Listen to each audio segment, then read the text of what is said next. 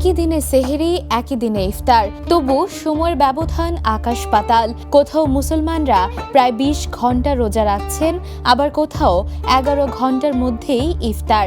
ভৌগোলিক অবস্থানের কারণে রমজান এই চমকপ্রদ পার্থক্য এখন আলোচনায়। রমজান এলেই বিশ্বজুড়ে প্রায় ২০০ কোটির বেশি মুসলমান সিয়াম পালন শুরু করেন। তবে সূর্যোদয় থেকে সূর্যাস্ত পর্যন্ত সময় অঞ্চলভেদে ভিন্ন হওয়ায় রোজার দৈর্ঘ্য বদলে যায়। বিশেষ করে উত্তর গোলার্ধের মেরু সংলগ্ন দেশগুলোতে গ্রীষ্মকালে দিন দীর্ঘ হওয়ায় রোজার সময়ও বেড়ে যায়।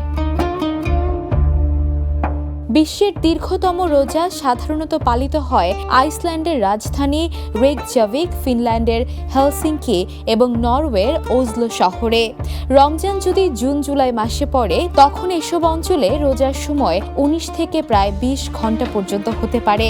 সূর্য অল্প সময়ের জন্য অস্ত যায় এবং দ্রুতই আবার উদিত হয়।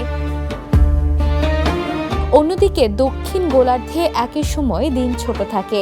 ফলে চিলির সান্তিয়াগো, আর্জেন্টিনার বুয়েনোস আইরেস কিংবা নিউজিল্যান্ডের ক্রাইস্টচার্চে রোজার সময় সাধারণত ১১ থেকে ১২ ঘন্টার মধ্যে সীমাবদ্ধ থাকে।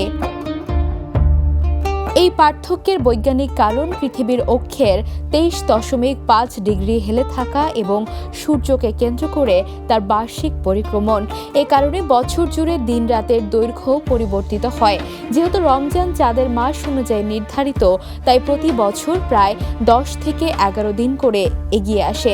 ফলে কখনো গ্রীষ্মে দীর্ঘ সময়ের রোজা, আবার কখনো শীতে তুলনামূলক ছোট সময়ের রোজা পালন করতে হয়।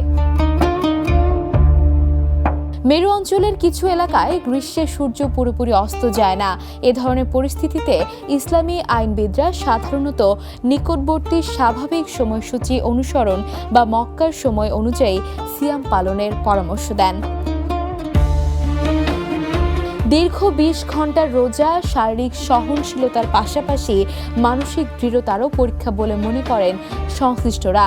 উত্তর ইউরোপে বসবাসরত মুসলিমরা জানান, কাজ ও ইবাদতের ভারসাম্য রাখা কঠিন হলেও রমজানের আধ্যাত্মিক শক্তি তাদের প্রেরণা যোগায়।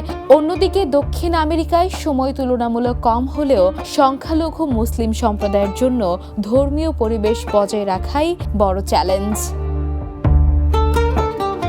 সময় ভিন্ন, অভিজ্ঞতা ভিন্ন, তবুও লক্ষ্য এক। পৃথিবীর দুই প্রান্তে রোজার দৈর্ঘ্যে যত পার্থক্যই থাকুক, আত্মসংযম, তাকওয়া ও আত্মশুদ্ধির বার্তা সবার জন্যই সমান। Desk report, the news.